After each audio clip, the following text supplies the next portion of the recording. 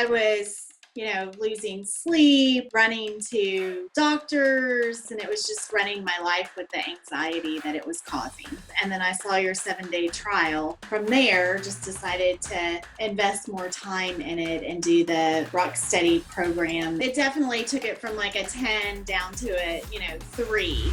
Hi everybody, it's Joey Remenyi from seekingbalance.com.au. I'm a vestibular audiologist and a neuroplasticity therapist, and I work with people who have all forms of complex vestibular conditions or audiology conditions, specifically focused on healing vertigo, dizziness, and tinnitus. So many of my clients are told, there's no cure, there's nothing you can do, blah, blah, blah. And my role is to really re-educate people about the power of neuroplasticity, which is our body's capacity to change the way it connects neurons. And how, while it's true doctors and audiologists and physiotherapists and health professionals cannot do that for us, so they can't cure us, that is true. There's a lot we can do in ourselves, in our life, in our decisions, in our choices that help us to retrain our body and actually reset these sensory distortions so that we can go back to normal living. So neuroplasticity is very powerful for these conditions. And it is my absolute pleasure to support people through their healing journeys. Everyone is different. And I'm lucky enough to meet people from all over the world. Today, I want to introduce you to Carolyn, who's calling in from the US, and she had an experience of tinnitus, and she's going to share her journey with us, and she's going to share a little bit about what neuroplasticity felt like for her, how she, I suppose, found the process, and what healing feels like for her. So, Carolyn, welcome to the call. Thank you. Do you want to tell the listeners just a little bit about, I suppose, the beginnings, the onset of hearing your body and the stress and the distress, and, introduce us to you back then, because you're a new person now, but what was it like for you, let's say, a year ago? Oh, it was very, very stressful. I was, losing sleep. I was running to doctors, the audiologist, the ear, nose, and throat doctor, acupuncturist, and I was having a lot of fear of like loud noises and going to loud places. So really just not in a good place, and it was just running my life with the anxiety that it was causing. Yeah. So I was definitely looking for something to help me through all this. And then I started doing some online research, and that's when I found actually your videos and started listening to some of the testimonials, and then I saw your 7-day trial. And so I did that, and it really did help me just doing the 7-day trial. And then from there, just decided to invest more time in it and do the Rock Steady program and private client program. Yeah. And so talk me through a little bit, what was the message you were getting, you think, in the beginning? Was it kind of like, get on with it, ignore it, deal with it? And how did you transition from that kind of, because it can feel really helpless. I've been there as well, booking in the next appointment, and you end up running around between appointments, and it's almost like we don't have time to see our friends or do things we love, because just surviving in daily life and managing all these appointments eats up our time. So how did you make that shift from that goose chase of looking for a cure and a fix into going, well, actually, I'm going to do a self-study program online and take control of this myself? Can you talk a little bit about that transition? Sure. Well, I think that, there weren't really any good solutions out there except for looking within. I didn't really want to wear, I think one of the audiologists had like some noise I could put in my, like a hearing aid, and I didn't really want to do that. And anyway, there weren't a lot of good solutions, which except for yours. And then just trying yours for a little bit really helped me feel a little more calm and less anxious about everything. So I think it was just, while I was going through the bad part of it, it was just like, that was all I could focus on. That's all I thought about. And it was running my life. And then when I finally started to kind of work through it and think this isn't forever and I can do something about this. And, it's not all bad, like you say. I mean, it's listening to your body, and it doesn't mean there's something wrong with you. So just kind of stepping back and stepping out of it, by some of the coaching that you did to kind of help me realize, it's not always a bad thing. It's just your body talking to you, and it's normal. There's nothing wrong with you. So I think accepting that helped me a lot, just to not be so anxious about it. And I'm curious, I actually don't know the answer to this one, so it's not a loaded question. Did you have much experience with any form of yoga or meditation or spiritual work before meeting me and doing my program? No, not really. I mean, I'm Catholic and I go to mass, but I don't do a lot of meditation or, exercises or deep breathing like I should. So no, I wasn't doing much of that. The reason I ask is because I just wonder if there's people out there who are exploring solutions and they're a bit intimidated by the concept of inner work and self-development and spirituality that's actually separate from religion, organized institutional religion. And I'm curious, given that you came from a more religious background and I suppose you didn't necessarily have practice or exposure to yoga practices or meditation practices, how did you find the 7-day program and the Rocksteady? Was that a big leap for you, or was it nice and simple and practical and easy to learn? How did you go with that? I thought it was pretty easy to learn. I mean, I'd probably dabbled in yoga and a little bit of meditation before, but I kind of probably helped me realize that I really needed to slow down and, try some of these things. And especially when I was going through so much stress, because it really did help me calm down and helped my tinnitus calm down. So I definitely saw immediate benefit from it. And so I started doing it more to help with the anxiety. Yeah, that was actually my next question, was how long did it take you to feel benefit? But it was almost immediate. So once you started engaging in the practice, did you notice you could learn to almost settle your own nervous system and quite literally quieten down your body by using those practices? Yes, it definitely took it from like a 10 down to a 3. Maybe from a 10 to a 5 initially, and then over time down to a 3, where it's such a baseline level that, I have to kind of like look for it to hear it. So, I mean, it's not that it's gone, it's just that it's not bothersome anymore and it doesn't cause me stress. Perfect. And it's also like it can be a little bit likened to the idle of a car. When you turn your car on and there's that pop, pop, pop, pop, pop of the mechanics and the motor. Tinnitus sounds in our body are a little bit like that. It's like when our engine's running and our heart's beating and our muscles are moving and our blood's flowing and there's all this mechanical movement and miraculous neurology going on. There is like a baseline body sound, and if we really look for it, 9 out of 10 people can hear it. So it actually is happening. We're not trying to get rid of it or judge it or label it or abnormalize it. We're actually saying the car's allowed to idle. Like, it's not something I have to waste psychological energy on or distress.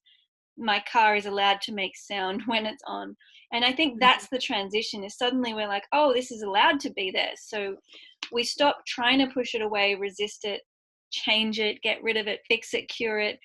And with that level of acceptance and compassion, and also just scientific understanding, the brain reassesses it, and the brain takes that tinnitus sound away from the fight, flight, fear sections, and it shifts it over into the boring, benign, normal, no further action required parts of our brain. So it emotionally actually resets in our body. And it sounds like you got that quite early on. I did, yes. I would say just going through the 7-day trial helped me a lot. And then starting the program obviously helped me kind of dive in deeper to other issues that were going on and listening to my internal, emotions and what was maybe causing some of this. Yeah. So first of all, it was like, we do need that Band-Aid fix. We kind of need something to help us get our sanity back. And then I think for those people who are willing to go a bit deeper, they, like yourself, they'll they'll actually say, okay, well, why did this happen in the first place? And is there any wisdom in this for me? And so as you went through the Rocksteady program, and for those of you listening who don't know what that is, you can just jump on my website and learn about it. But it is a 12-week comprehensive support program for learning about neuroplasticity. And it's specifically for helping reset and rewire our neurons so that we feel the way we want to feel. So it actually doesn't matter what your diagnosis is. People could have vestibular conditions, vertigo conditions, dizzy conditions, or tinnitus conditions. The diagnosis doesn't matter. The program is about resetting, rewiring, and healing. So we're moving forwards away from diagnosis and moving forwards into saying, well, how do I want to support my body? So as you went through that Rocksteady process and you're saying, well, how do I support my body? Can you remember some key elements or key turning points in terms of gaining clarity of what did healing mean for you and what direction were you taking? Do you want to share a little bit of that?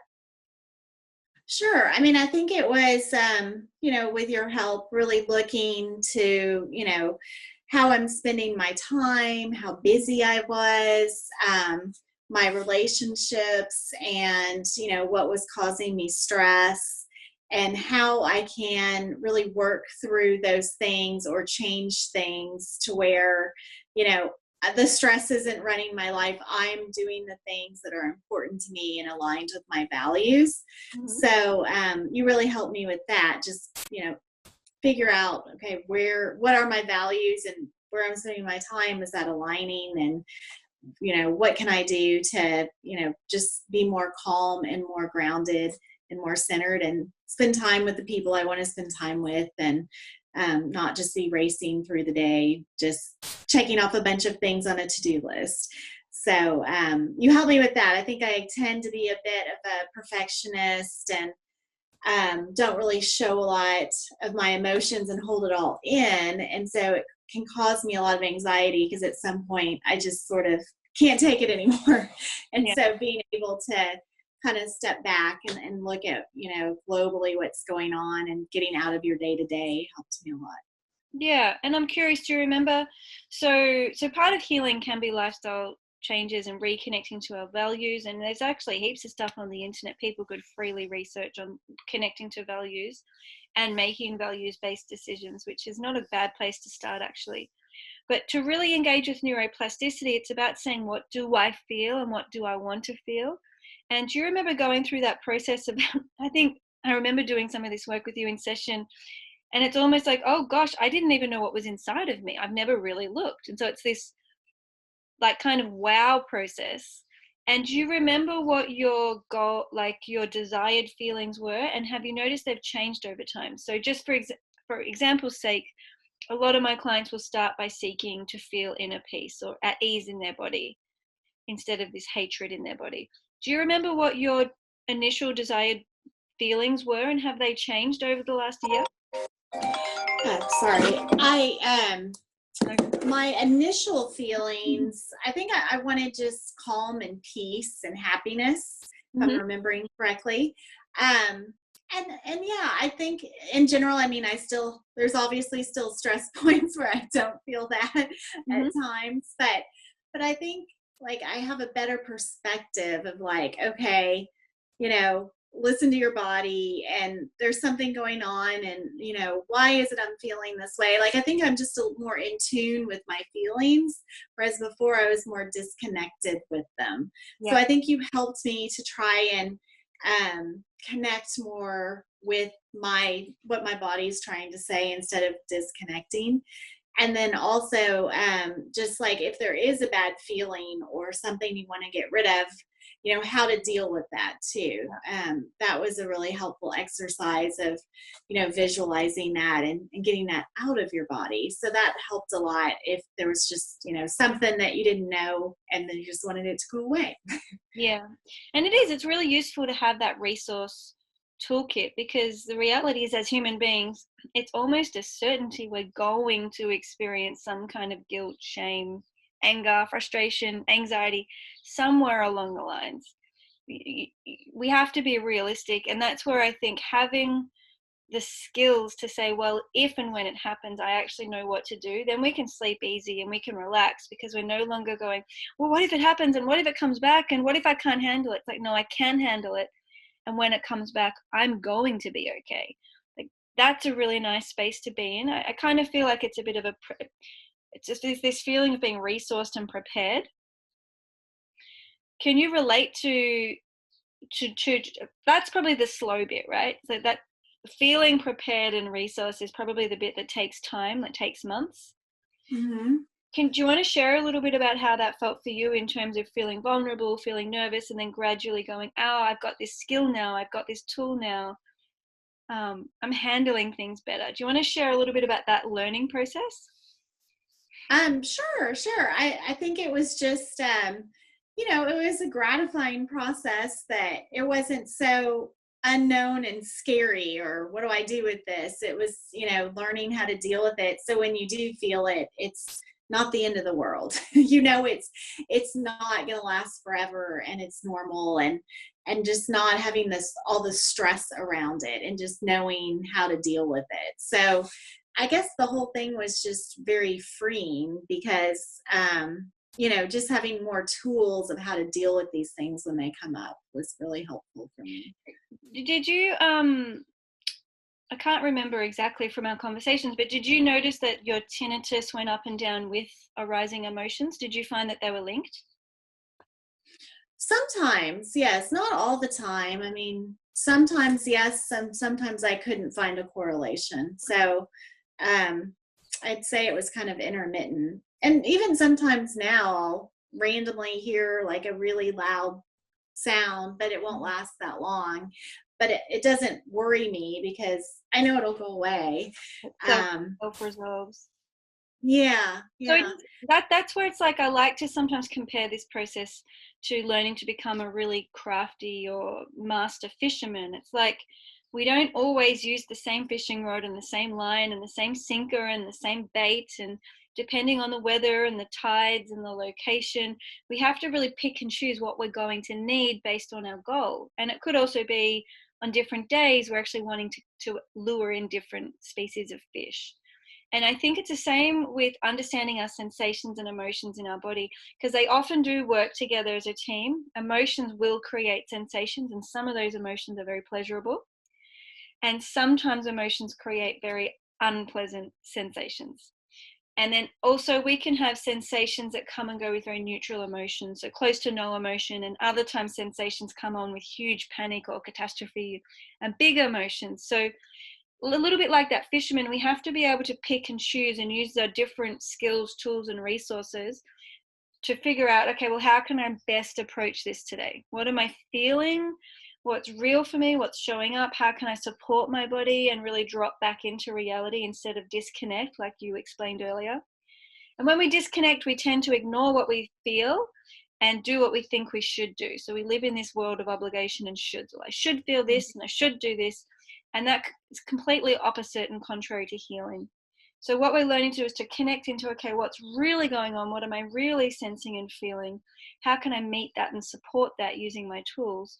And then once I come back to the ground, it's like, okay, well, what do I want to feel now? What can I generate? What can I cultivate? I've got this whole world in front of me. Do I want to seek adventure, courage, joy, confidence? There's, such a broad range of choices and options once we have the clarity to actually choose. And I think I'd love to hear your perspective on this, Carolyn. I think sometimes before we know neuroplasticity or understand we even have a choice, we're like a ping pong ball and life's just throwing us around and we're reactive. And we feel what we feel and we don't choose it. It's just, it's almost like we're the victim. And if we have a good day, it's like we're lucky. And if we have a bad day, it's like, oh, well, that's unfair. Why me? Whereas this process actually teaches us to say, okay, well, this is the reality of what I'm feeling. This is what I'm going to do about it because I'm proactive and prepared. And now I've resettled myself down. I can choose what I want to feel and cultivate it because I know how to create that firing system in myself. Right? And that's the whole taking our power back.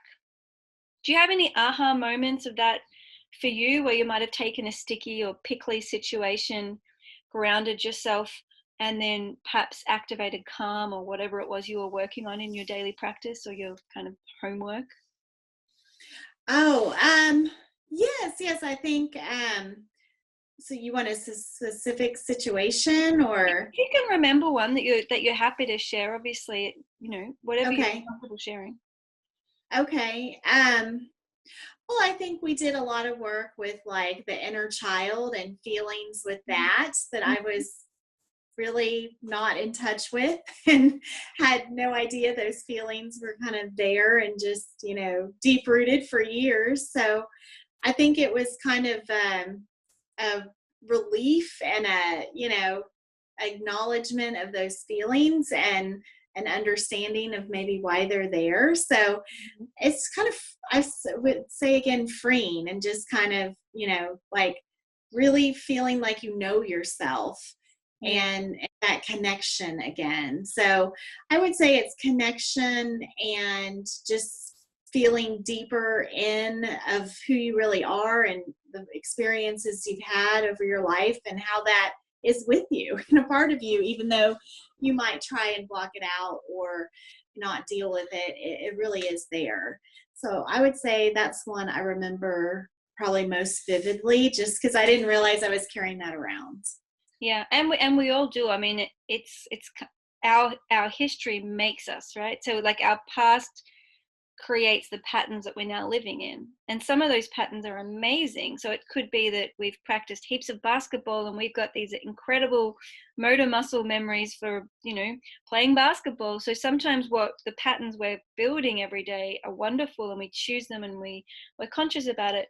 But some patterns keep us coming back to this same place of, I'm not good enough, I don't belong, I need to prove myself, I need to strive to this, and we end up really living in fear patterns which are not conscious. We didn't choose them, and they may have started really under the age of 7, and they can start very, very, very young, which is all part of healthy human development. And arguably, individuating and becoming an adult means facing those fears and resetting them and re-choosing, and that really is a huge part of ideally adolescence, but often we're not getting that mentoring anymore. So we kind of keep going through our adult lives and still doing what our boss says, doing what our parents say, doing what we think we should do, and we're not really taking ownership over our choices, because we're no longer necessarily having those initiation processes or rites of passage that support us to trust our instinct, to trust our body, to listen to our inner guidance, which I think ideally would happen actually as teenagers. So that some of it's cultural, but yeah, it is really beautiful work going back to the inner child. So thanks for bringing that up. Sure. My other question for you, and then we might wrap up the call, is what was your favorite tool? So, when some of the beginning ones we use, but they're fully integral to the whole program, would be like any form of body scan, which starts in the 7-day program, of course. And there's healing, self-compassion hands, and various other resources and tools in Rocksteady. What have been some of your favorite go-tos that are like your little first aid kit that you can always use if you're in a pickle and you're having a hard day? Have you got any kind of favorites? I really like the drum journey. I think that one is really relaxing, and kind of just let your mind wander, and you kind of, don't know what's going to come from it. So I think that one's really helpful, and something I'd never tried before. So I liked that. And then I think, again, just the visualizing, if there's some kind of feeling that you don't like, and putting a shape to it, a color, and, getting it out of your body and your mind. That I was just shocked how powerful that was, and yet how easy it is. But no one had ever taught me that before. So yeah. And so basically a huge part of recentering and healing is it's very difficult to move away from good, bad, like, dislike, better, worse language. This is all judgmental language, because we grow up in a world that's completely judgmental. So everything's kind of ranked and categorized: positive, negative, good, bad, better, worse. But actually, part of what we're doing in the Rocksteady process and in the integrative neuroplasticity healing process is living a non-judgmental life, which means no matter what we're experiencing, we're like, oh, it's purple, it's round, so we're coming to this place of not labeling it anymore as good or bad, or get rid of it, or I want more of it. Because remember, even when we have a good day, if we're addicted to good stuff, we end up craving anyway, and we end up on that path of addiction and pain and suffering. So it's not about wanting to get rid of symptoms and considering a good day when there are no symptoms. That just means we're stuck and we haven't learned anything, actually. When we're truly healing, the brain does not even view our symptoms as symptoms anymore. They just become these random sensations which we don't place any value upon, we don't place any importance upon them, and we can recenter, reground. We can, as you say, we can describe it in very non-judgmental language, which sounds much more childlike and artistic. And in that process, the brain can actually resort it. You can think about it as resetting the software or the algorithm in behind the scenes. And the reason the brain can do that is because we're no longer judging it. And so that bonus audio you're talking about in Rocksteady is the opening up and listening within. And we just did a live group call yesterday morning on emotions, which we covered this in detail. So that call replay, we go through that a lot about what to do with emotions or sensations.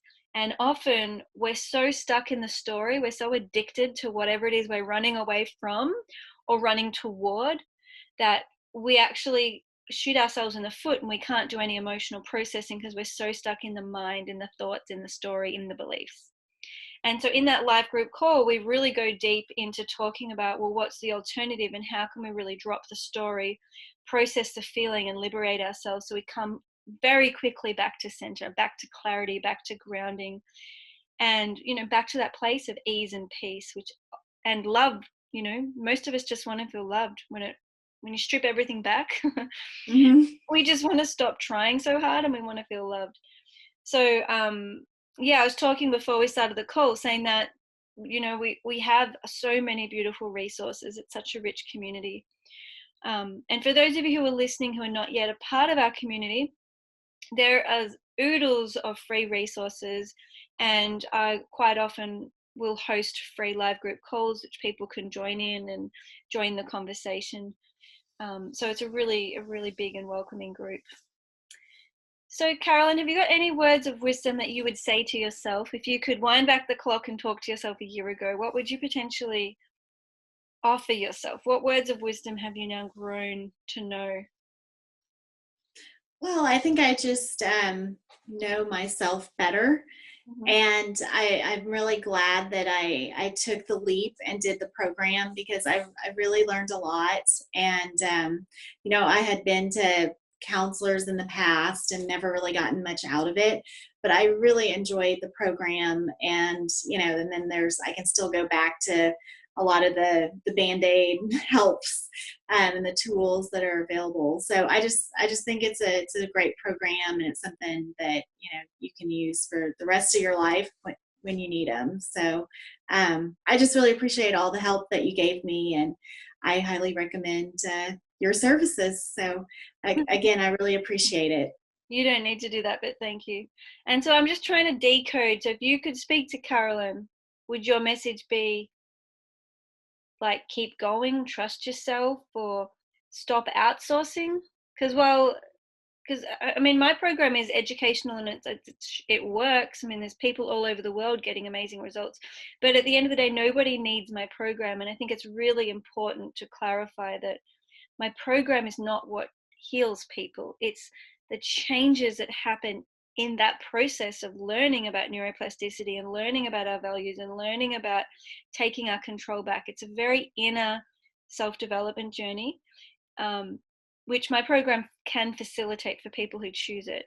But, if you were to decode that into, like, what would be the wisdom you got out of this that you want to share to yourself back then?